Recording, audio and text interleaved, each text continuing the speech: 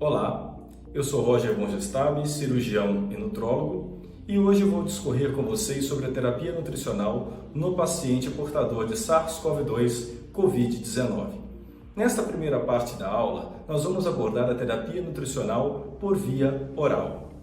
Declaro não possuir nenhum conflito de interesse com o tema que explanarei aqui. É importante salientarmos, quando se fala de Covid-19, que esta é uma doença caracterizada por ser um grande desafio ainda à comunidade científica mundial. Uma doença multissistêmica que pode levar à disfunção múltipla de órgãos. E por ser assim, ela é classificada como hipermetabólica e hipercatabólica.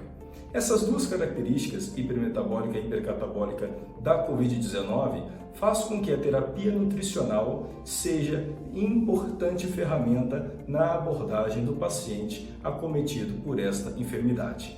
Cabe salientar que os pacientes que mais tendem a complicar da infecção Covid-19 são os pacientes do chamado grupo de risco, dentre eles os obesos, os cardiopatas, os pneumopatas, os diabéticos, os nefropatas, os imunossuprimidos e os idosos. Estes, inclusive, estão em risco nutricional pela doença de base já instalada. Então, quando se fala em terapia nutricional oral, nós temos que saber se esse paciente vai estar em nível hospitalar ou em domicílio. A grande maioria dos pacientes com boa evolução estará em domicílio. Quando se fala em abordagem oral, nós primeiramente vamos falar de dieta, de comida propriamente dita. A dieta ideal para um paciente com Covid-19 é uma dieta caracterizada por ser equilibrada e bem distribuída em macromoléculas, ou seja, bem distribuída em carboidratos, proteínas e gorduras. Os alimentos devem ser preferencialmente não industrializados e a distribuição do valor energético total diário deve ser em torno de 50% a 60% em carboidratos, 20% a 30% em proteínas e 20% a 30% em gorduras. A variedade entre os alimentos ela é fundamental. Os carboidratos nós vamos encontrar de forma mais qualificável em frutas, raízes, tubérculos e também nos grãos. Já as proteínas encontramos em alimentos tais como carne, ovos, peixes e frutos do mar, grãos proteicos como a ervilha, o grão de bico e a soja. E as gorduras encontraremos em gordura vegetal boa como o abacate, as oleaginosas e nas carnes como produto de gordura animal. Falamos em macromoléculas, mas as micromoléculas, os micronutrientes, ou seja, vitaminas e sais minerais, são também cruciais para uma boa resposta imunológica e uma boa resposta, portanto, no enfrentamento da Covid-19. Dentre esses micronutrientes, destacam-se alguns que vamos falar à frente. A vitamina A. A vitamina A, historicamente, é conhecida como benéfica para pacientes portadores de HIV, infecções de sarampo, pneumonias, especialmente as bacterianas, diarreias infecciosas. As fontes principais de vitamina A são as vísceras, gemas de ovo, vegetais folhosos verdes escuros, vegetais e frutas amarelo-alaranjadas, manga, mamão, abóbora, cenoura, batata doce, espinafre, mostarda e couve. E a recomendação diária é em torno de 800 microgramas ao dia. Uma alimentação, portanto, para um paciente que esteja com Covid-19, é sempre interessante incluir esses alimentos na distribuição diária do paciente em sua alimentação, seja no seu almoço, no seu jantar ou nas refeições intermediárias. A vitamina C. A vitamina C é muito estudada, conhecidamente importante na resposta imunológica, pois ela diminui a inflamação do trato respiratório inferior. A sua ação antihistamínica também é conhecida, embora uma ação antihistamínica fraca, mas ela é importante e deve-se aqui destacar que trabalhos apontam diminuição da duração de pneumonias em pacientes suplementados com doses maiores de vitamina C. As fontes importantes mais comuns, conhecidamente, são as frutas cítricas e os vegetais crus. As recomendações são de 75 a 90 miligramas ao dia, podendo chegar até 2 gramas por via oral em pacientes que estão em infecção. Vem aqui uma orientação: pacientes com Covid-19 podem se beneficiar, assim como pacientes com outras infecções virais, com doses maiores de vitamina C. Existem trabalhos em andamento e até então nós não temos a certeza de dizer a vocês qual a dose, mas até 2 gramas por dia é seguro de se recomendar. Lembrando que a preferência sempre é que nós tenhamos alimentos enriquecidos com esta vitamina C na distribuição dietética do paciente e não ofertar de forma exógena sempre. A forma exógena, a forma como medicação, deve ser feita à parte quando as recomendações diárias não forem atingidas com a alimentação regular. Outra importante vitamina que tem sido muito estudada e muito discutida em relação à proteção imunológica é a vitamina D, que já se sabe que tem uma ação antibacteriana. Como fonte principal, nós temos os peixes com alto teor de gordura, principalmente os de águas frias como o salmão, e também temos na sardinha, gema de ovo, fígado, leite e derivados. A recomendação diária gira em torno de 600 a 800 unidades dia, porém, a vitamina D, quando estiver baixa, necessita ser suplementada de forma mais intensa, com dosagens que podem variar de 20.000 a 50.000 unidades por semana. E pacientes que estiverem em grupo de risco, como os idosos, os pacientes portadores de osteopenia ou naqueles que têm desnutrição, a dose diária de vitamina D pode ser de 2 a 4.000 unidades ao dia para a gente manter doses que façam o nível sérico eficaz desta vitamina.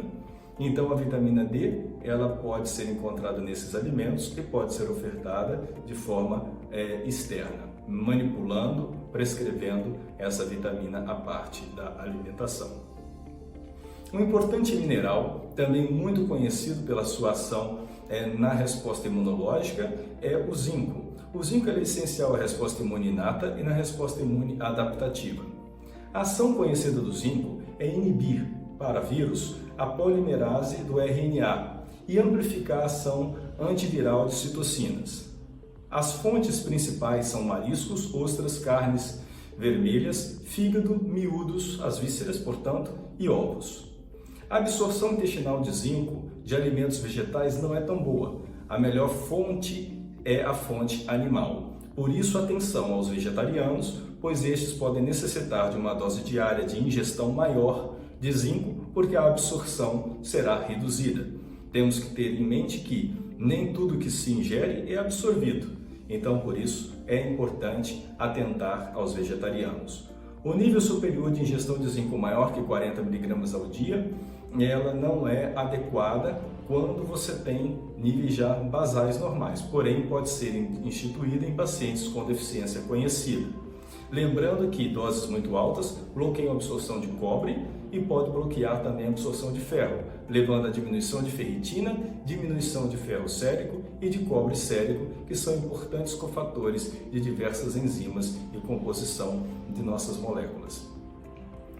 Sabe-se também que na sepse recorrente existe uma persistente baixa de concentração sérica do zinco. A recomendação diária deve ser entre 8 em mulheres a 11 miligramas ao dia em homens. E nos pacientes que estiverem com diarreia aguda, pode chegar até a 40 miligramas ao dia. Fica a sugestão para os pacientes com Covid-19 que podem se beneficiar com doses em torno de 40 miligramas ao dia, ofertadas à parte à sua alimentação. Porém, não existem dados que comprovem ainda qual é a melhor dose e se devemos mesmo fazer externamente, fora a dieta, esta suplementação com zinco. Porém, se considerado, lembrar que não se deve ultrapassar 40 miligramas de zinco elementar dia. O selênio. Selênio também é um micronutriente importante, ele atua na defesa antioxidante e ele não deve ser utilizado por tempo prolongado em doses maiores do que as doses de recomendação diárias. A fonte principal no nosso meio são as castanhas, as oleaginosas, A castanha do Brasil, conhecidamente também como castanha do Pará, 3 castanhas ao dia, já atinge a recomendação de ingestão diária. Peixes, sardinha e salmão, fígado de boi, farelo de arroz, farinha de trigo integral também são fontes expressivas de selênio. A recomendação diária é de até 55 microgramas ao dia e selênio em doses mais elevadas pode atuar como adjuvante em infecções. Trabalhos diversos mostram isso, mas o uso por tempo prolongado de doses muito altas, maiores que 200 microgramas ou até 200 microgramas, não deve ser persistida por um tempo maior do que 3 semanas. Por fim, vamos falar dos simbióticos, tanto prebióticos como probióticos, a associação dos dois, os simbióticos. Eles melhoram a barreira de defesa do trato gastrointestinal, diminuem, portanto, a translocação bacteriana. Podem ser considerados em pacientes com diarreia direta induzida pela Covid-19 e podem ser considerados também como complementares em casos de uso de algumas medicações que favoreçam diarreias ou alterações do microbioma, tais como os antivirais e antibióticos. A qual o melhor prebiótico? São as fibras alimentares, portanto, e a gente tem a aveia, as próprias folhas verdes, principalmente verdes escuras, que vão dar fonte de vitamina B e de alguns micronutrientes que falamos, e também são bons prebióticos. E como probiótico, se formos suplementar externo, talvez os bifidobactério e os lactobacilos podem ser aí os mais bem indicados, mas deve ser individualizado de acordo com a clínica de cada paciente a oferta desses micro-organismos, se devemos ou não colocar. Em Covid-19 ainda não se tem uma resposta clara acerca disso. E, por último, falaremos do suplemento nutricional completo, que são os suplementos para terapia nutricional oral industrializados. Suplementos estes que contêm doses diárias de recomendação de ingestão de vitaminas e minerais que falamos, também de macromoléculas, proteínas, gorduras e carboidratos de forma equilibrada e bem distribuída. Existem diversos no mercado, devemos de dar preferência àqueles que são de alta densidade calórica, porque em menor volume vai se ofertar um número maior de calorias e o paciente portador de Covid-19 se beneficia com restrição de volume, uma vez que este vírus pode afetar então sistemas, agravando o sistema respiratório, cardíaco, renal, e pacientes que possuem essas patologias se favorecem com redução de ingestão de volume. Lembrando, e muito importante lembrarmos, nos pacientes com desnutrição prévia, falamos que a obesidade é fator de risco para complicações da infecção da Covid-19. Porém, devemos salientar que nós ainda temos pacientes desnutridos em nosso meio, pacientes estes por desnutrição carencial é mais raro, porém existem, mas temos aqueles por desnutrição induzidas por outras doenças, como câncer.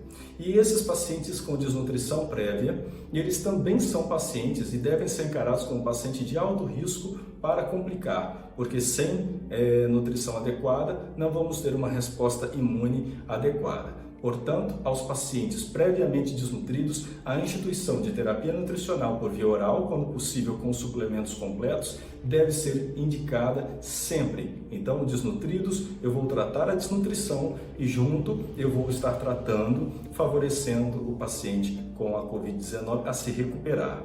Lembrando então que no estudo do IBRANUTRI, conduzido pelo professor Dan Weitzberg, nós encontramos 48% de pacientes internados nas nossas instituições pelo Brasil com algum grau de desnutrição. Então a desnutrição ainda é um fator importante e temos que nos preocupar com ela, inclusive no momento da pandemia. Aqui me despeço de vocês, muito obrigado pela atenção. Em breve teremos a segunda parte da aula, na qual abordaremos a terapia nutricional enteral e parenteral.